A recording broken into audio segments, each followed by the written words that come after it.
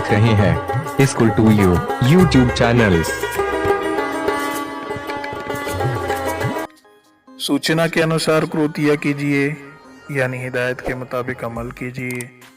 हमारे सामने पहला प्रश्न है, संजाल पूर्ण कीजिए, यानी खाका या जाल मुकम्मल कीजिए। 4 सर्कल दिए हुए हैं, बीच में बॉक्स में लिखा हुआ है बक्से में समाई वस्तुएं। लेखक के बक्से में जितनी सारी चीज़ें थी उनमें से 4 चीज़ें हमको यहाँ लिखना है। पहले सर्कल में हम लिखेंगे पुरानी किताबें और ज्योमेट्री बॉक्स। दूसरे सर्कल में लिखेंगे फुटबॉल शूज़। तीसरे बक्से में लिखेंगे पुराना फ़ोटो एल्बम और चौथे बक्से में लिखेंगे एनसीसी की एक्स्ट्रा ड्रेस।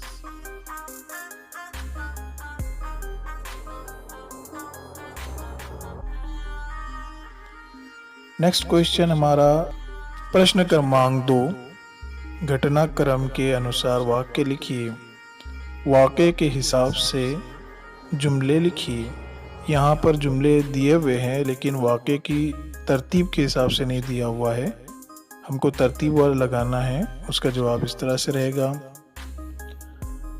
पहले नंबर पर आएगा जुमला नंबर 2, दूसरे नंबर पर आएगा जुमला नंबर 4, तीसरे नंबर पर आएगा जुमला नंबर 1 और चौथे नंबर पर आएगा जुमला नंबर 3। इस तरह की अगर हमने तरतीब लगा दिए तो ये वाक्य के हिसाब से तरतीब में जुड़ जाएगा। प्रश्न क्रमांक 3, कृति पूर्ण कीजिए, यानी अमल मुकम्मल कीजिए। सुरेश के कार्य, बीच में लिखा हुआ है, 4 बॉक्स में हम उसके काम लिखने वाले हैं। सुरेश के काम, तो पहला काम सौतीली माँ की दिन रात सेवा करना। दूसरा काम इन्वेस्टमेंट सेंटर चलाना। तीसरा काम बाहर पैसे का इन्वेस्टमेंट करना।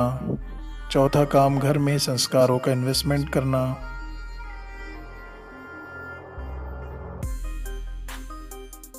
प्रश्न क्रमांक 4, रिश्ते लिखिए।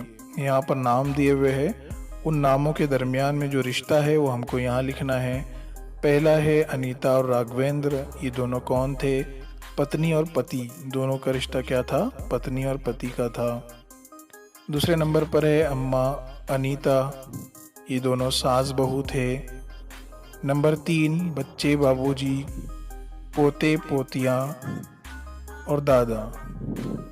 नंबर 4 बाबूजी और अनीता, ये दोनों के दरमियान में रिश्ता था ससुर बहू का।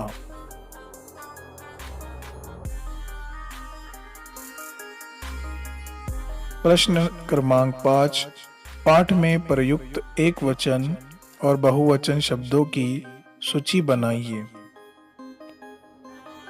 पेश किए सबक में वाहिद और जमा के लफ्ज़ों की लिस्ट बनाइए। सूची यानी लिस्ट।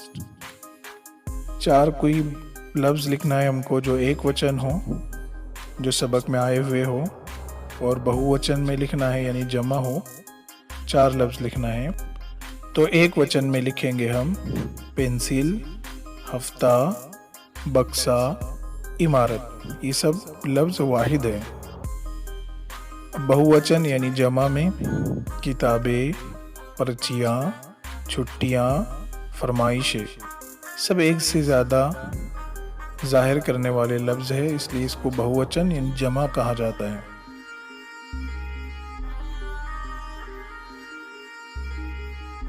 अभिव्यक्ति यानी इजहार ख्याल, ये सवाल आपका सेल्फ रिस्पॉन्स क्वेश्चन का होता है।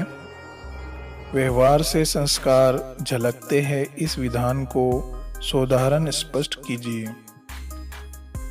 हमारे मामलात से अखलाक झलकते हैं, इस जुमले को मिसालों के साथ वाज़ेह कीजिए। शॉर्ट में मैं यहाँ पर इस तरह से लिख रहा हूँ, आप कोशिश कीजिए कि अपने तौर पर भी आप लिख पाएँ। हम इस तरह का जवाब भी इसमें लिख सकते हैं। ये सत्य कहा गया है कि व्यवहार से अच्छे संस्कार झलकते हैं। अच्छे व्यवहार से हमारी पहचान का पता चलता है। हम कैसे बात करते हैं, दूसरों के प्रति किस प्रकार की भावना रखते हैं, ये सब हमारे व्यवहार पर निर्भर करता है।